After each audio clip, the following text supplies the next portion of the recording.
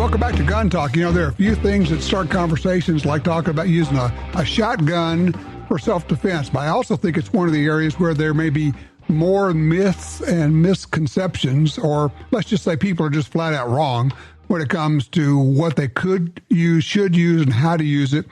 And to find out what's really going on with this and get the real skinny on it, I said, let's get Ken Campbell in here from Gunsite. Now, Ken, you guys teach shotgun, you teach rifle, you teach handgun, you teach all of it. So what say you in terms of the shotgun, first of all, just as an effective tool for self-defense? Well, Tom, of course, first off, it's a great pleasure talking with you, as always. Second of all, we don't teach the Joe Biden method of, stepping out on the porch and cranking rounds in the air. We try not to do that. We actually teach you to fight with a pretty effective weapon system, and that's a shotgun. So, what makes a shotgun so effective? Well, let me throw in one other thing here. We've seen an increase the last few years in shotgun classes. Again, there was a dip there for a bit, and now we're back to full speed ahead in our shotgun classes. What makes it effective? It's so darn versatile. It can be a rifle when you put a slug in it and some decent sights, whether it's an optic or whether it's rifle sights on the gun. It's a mid-range rifle. Mm-hmm. You put double-aught buck in it, and you pattern that so you understand what your pattern is, because you and I both know we're responsible for each one of those pellets that go down range. So it's good at closer range there. And then for training, birdshot. It's really nice because it's inexpensive. And the important thing there with the birdshot is you're learning the manipulations. It's a complicated gun. It's not as simple as whatever some people seem to think. You mean you can't just rack the slide and make everybody runs away? Well, it is an attention getter, and I'll speak to that from my prior life, 35 years in law enforcement. It's clearly an attention getter, but it's not. That part of it is not necessarily a fight stopper. But what you're carrying in there certainly is a fight stopper. Well, so it's really, as much as anything, the versatility of the different loads that's available, slugs, buckshot, training with birdshot. And I have actually said, when I really want to tick people off, I say, if you're in a particularly certain situation, you live in a trailer and you're concerned about rounds going through, and the distance you're going to be shooting is no more than 10 feet, I could make an argument for birdshot in that very specific use. But it does drive people crazy when I say that. I know, but they don't really grasp. They haven't really gone out and tested it like you're aware of, you've done, I've done, we see here at Gunsite all the time. It's as you say, it's a very specific situation. And I'm going to stick for any kind of defense. My preference is double-aught buck and slugs. The birdshot, it's okay if that's all I got to use. Okay, that's what I got. I'll use the tool at hand. Yeah, so. And if you had to do that, then you also understand you just got to get close. And, man, inside of 10 feet, you're shooting just a big old wad of shot. Now, one of the things that talk about the myths, one of the big myths with shotguns is, the great part is you don't have to aim it, right? Yeah, that is a great myth, all right. The bullets, they're laser-guided missiles or something, the projectiles coming out of a shotgun. Yeah, you do have to aim a shotgun, and especially with slugs and especially with double-aught buck. Because, again, you got to know what that pattern is and how big it grows the farther out you go. And once those pellets, and my rule of thumb's always been, once those pellets will exceed a face, it's time to do a select slug drill. Okay. So if you're out at a distance where the pattern is bigger than somebody's head, then you're not really able to control where all the pellets go. That's right. So unless you're out in the desert, where I used to live in Indiana, if I confronted a miscreant at my front door, about 120 yards to the other side of my front door is an elementary school. Oh. Well, I'm responsible for all 9 of those 32 caliber projectiles that are coming out of that gun. And if they're farther out, I'm going to be peppering kids in the schoolyard, and that's not acceptable. So You just got to think three-dimensional and how far out. Okay, and then the question people are going to ask, well, then how far out is that? And you can say, well, again, like everything else, the answer is always, it depends. Yes, it depends on your gun and your load.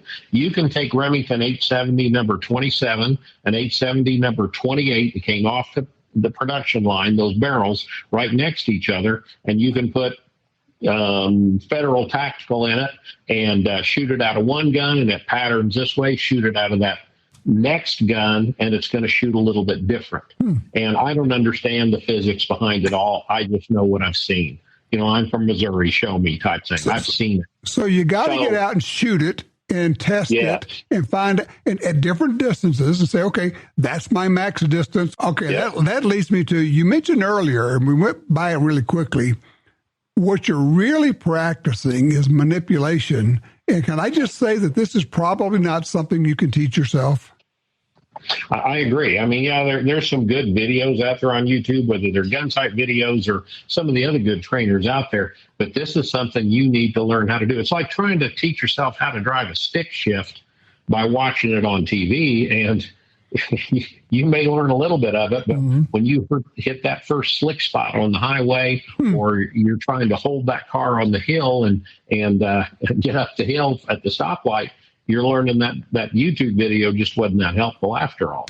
So you do need to get some good training with it, and so you can learn the manipulations. All right. Describe what you're talking about when you say manipulations, the kind of loads, reloads, unloads. What are you talking about here?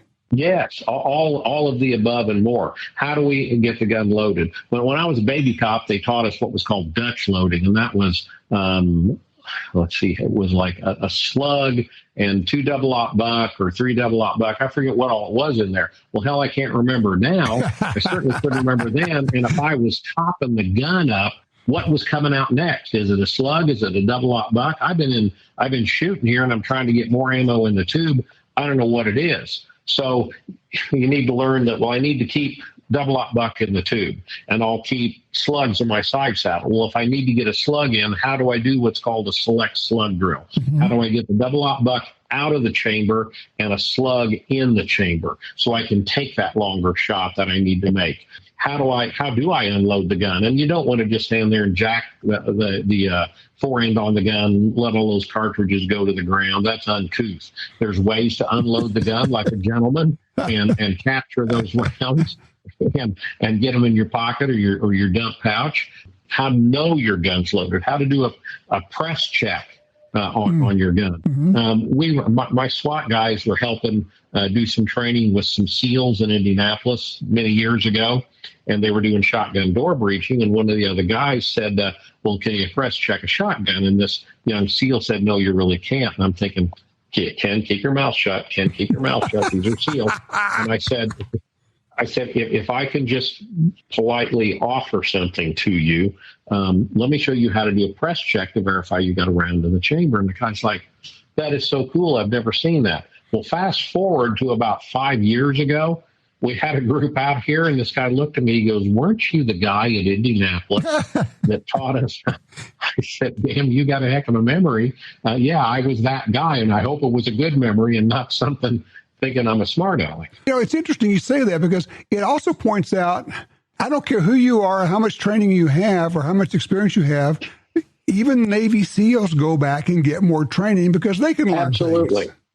Hey, one other thing on shotguns that I really think is fruitful to have, two things that's good to have. Number one is rifle sights, not rifle bore, but rifle sights that'll let you shoot more accurately, and you need a sling. A sling on a long gun is like a holster to a pistol. What do you do with that long gun when it de-escalates and you don't need to be hanging on to it? Well, if you don't have a sling on it, a simple carry strap will work. So that's a couple other considerations as I'm helping people spend money on their shotgun selection. Bottom line, is a shotgun still a worthwhile option for home defense? Absolutely.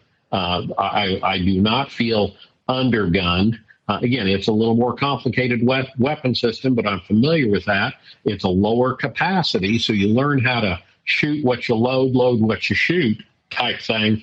But it's versatile, it's accurate, it's robust. God knows they're reliable if you stay with a major manufacturer and you go out and actually test the gun. And again, we're seeing more and more of them in classes here at Gunsite. That's terrific. Gunsite.com, GUNSITE.com. And, all right, Ken, throw your line at them, baby. When are you coming to Gunsite? There it is. Hey, thanks. It's always a pleasure.